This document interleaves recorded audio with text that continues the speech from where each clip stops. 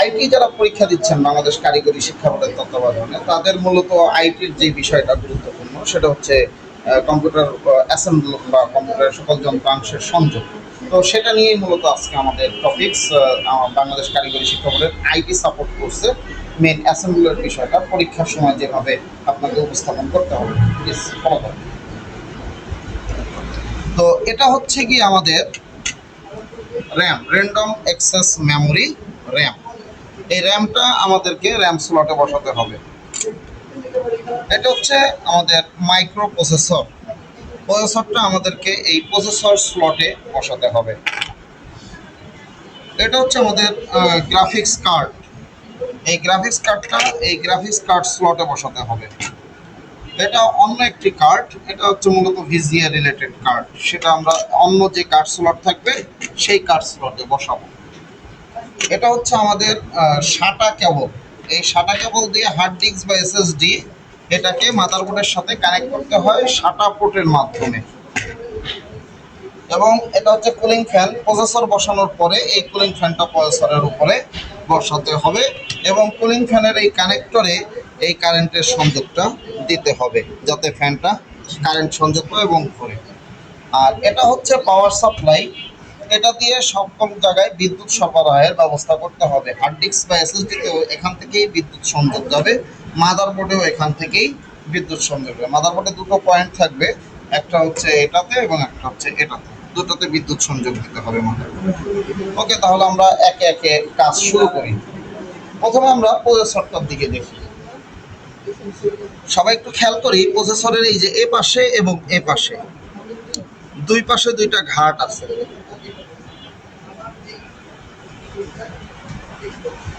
দুই পাশে দুইটা ঘাট আছে।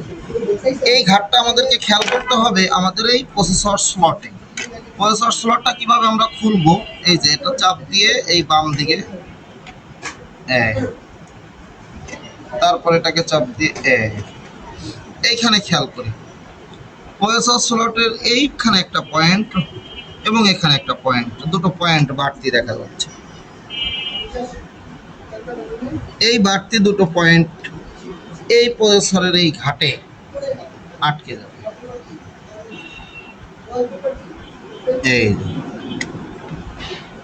এই যে এই পয়েন্ট আটকে গেছে, এই পয়েন্ট আটকে গেছে। এইবার এটাকে ঢাকনাটা লাগাবো এবং তারপরে এটাকে চাপ দিয়ে প্রসেসরের সংযোগ শেষ। কুলিং ফ্যান সবার শেষে দেব। এরপর আসেন র্যাম স্লট। র্যামকে লাগানো হবে এই র্যাম স্লটে। র্যামের এইখানেও একটা এরকম ঘাট আছে এবং র্যাম স্লটে এই যে দেখেন বাড়তি ডিভাইডার রয়েছে, এটাকে খেয়াল করতে হবে। এই যে এই ডিভাইডার এটার সাথে কানেক্টেড।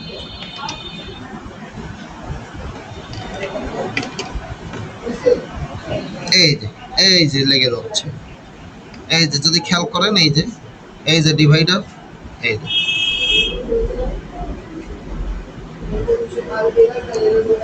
এবং উপর থেকে আমরা সোজা প্রেসার ক্রিয়েট করব, র্যামটা লেগে গেল। তাহলে প্রসেসর র্যাম লাগানো শেষ। এবার আমরা এসএসডি বা হার্ড ডিস্কে কানেক্ট দেবো সাটা কেবল ব্যবহার করে। সাটা কেবলে আমাদের মাদারবোর্ডে অনেকগুলো সাটা পোর্ট থাকে, যে কোনো একটি সাটা পোর্টে আপনি কানেক্ট দিতে পারেন।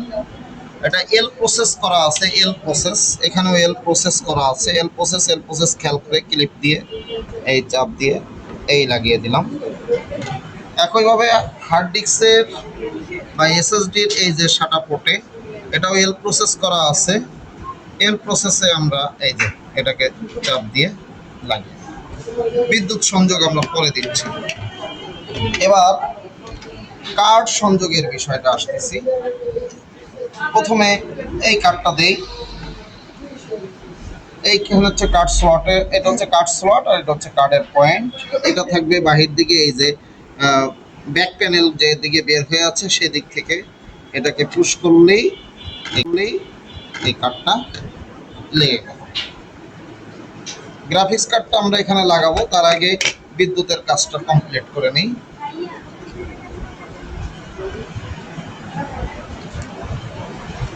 এই যে এখানে ক্লিপ আছে, এখানে ঘাট আছে, ক্লিপের ঘাট। একইভাবে এটাতেও এই যে ক্লিপ আছে, এই যে এই পাশে ক্লিপের ঘাট আছে, এই যে ক্লিপের ঘাট। তো প্রথমে ছোটটা যদি আমরা লাগাই,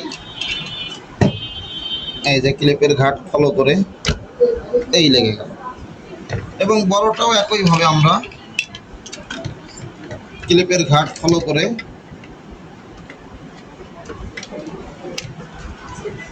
ক্লিপের ঘাটটা ফলো করে পুশ করলেই বড় কারেন্টের পটটাও লেগে গেল।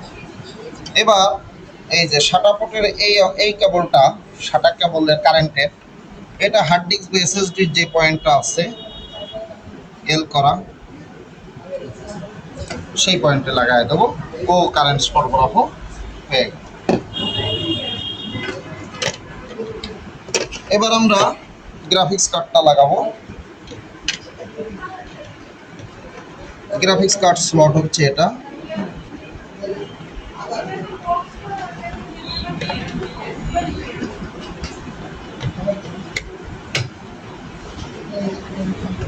এই চাপ দিয়ে দিলাম, কার্ডটা লেগে গেল। জাস্ট কার্ড স্লটে চাপ দিলে সব।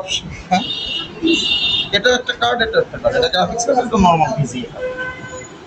আচ্ছা, এবার আমরা কারেন্ট সরবরাহ দেওয়ার জন্য কুলিং ফ্যানের যে পাওয়ার কেবলটা আছে, সেটা এই কুলিং ফ্যান স্লট, যেটা কুলিং ফ্যানের পাওয়ার পট। এখানে দেখেন, এখানে খাস করা আছে একটু, এই যে ডিভাইড করা আছে। এই পাশটা হচ্ছে প্লেন, এই পাশটা কি, এই পাশটা যে ডিভাইড করা। কারণ হচ্ছে এখানে একটা সাদা বাড়তি অংশ আছে, ওই ডিভাইডটা এই সাদা বাড়তি অংশতে চলে যাবে, প্লেন সাইডটা বাহির দিকে থাকবে। এই বাস, চাপ দিলেই ওটা। আর কুলিং ফ্যানগুলো এখানে বসিয়ে জাস্ট লেগ পয়েন্টগুলোকে খেয়াল করে পুশ করে দিলেই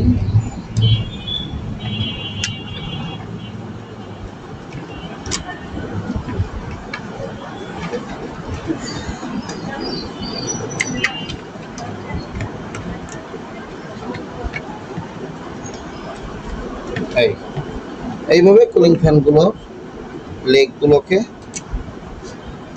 পুশ করে দিতে হবে। পুশ করে দিলেই কুলিং ফ্যানগুলো বসে গেল। ব্যাস, এই কাজ। আবার আমরা যদি হ্যাঁ, তো এটা হচ্ছে অ্যাসেম্বলিং করা হলো। আবার ডিসঅ্যাসেম্বলিং এর বিষয়টাও থাকে। ডিসঅ্যাসেম্বলিং হচ্ছে এটা কানেকশনগুলোকে কিভাবে মানে ডিসঅ্যাসেম্বলিং করবো বা বিচ্ছিন্ন করবো, সেটা দেখি আমরা। এই কুলিং ফ্যানগুলোকে আবার ঘুরিয়ে একটু টান দিতে হবে।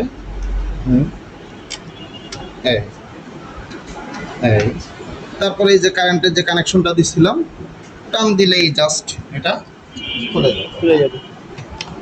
একইভাবে কারেন্টের বিষয়টা, এটা যে ক্লিপটা আছে, ক্লিপটা চাপ দিয়ে ধরে টান দেবো, এই যে এরকম হা করা থাকবে, ঠিক আছে? চাপ দিয়ে ধরে এরকম টান দিলে হা হবে।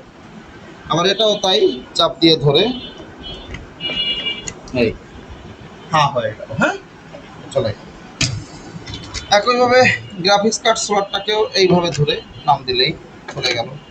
এটাকেও আস্তে করে ধরে উপর দিকে টান দিলেই খুলে যাবে। সাটা কেবলের এটা এই যে ক্লিপ আছে, ক্লিপটা চাপ দিয়ে ধরে টান দেবো। এটার ক্ষেত্রে এই যে ক্লিপ আছে, ক্লিপটা চাপ দিয়ে ধরে টান, এটাকেও টান, কানেকশন প্রত্যেকটা পার্ট বাই পার্ট খুলে গেল। র্যামের ক্ষেত্রে র্যামের দুই পাশে ধরে টান দিলেই খুলে যাবে র্যামটা।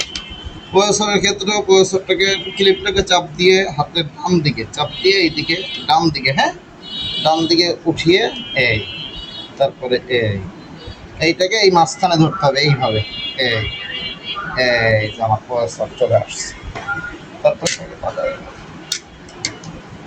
এই ছিল ডিসঅ্যাসেম্বলিং। আর একটু আগে দেখাইলাম অ্যাসেম্বলিং। বাংলাদেশ কারিগরি শিক্ষা বোর্ডের 6 মাস মেয়াদী কোর্সের আইটি পরীক্ষায় এটা কিন্তু খুবই গুরুত্বপূর্ণ। প্র্যাকটিক্যালে এই জিনিসগুলাই আপনাকে মূলত ধরবে। ওকে, ধন্যবাদ। আজকে এই পর্যন্তই। Tata, bye bye.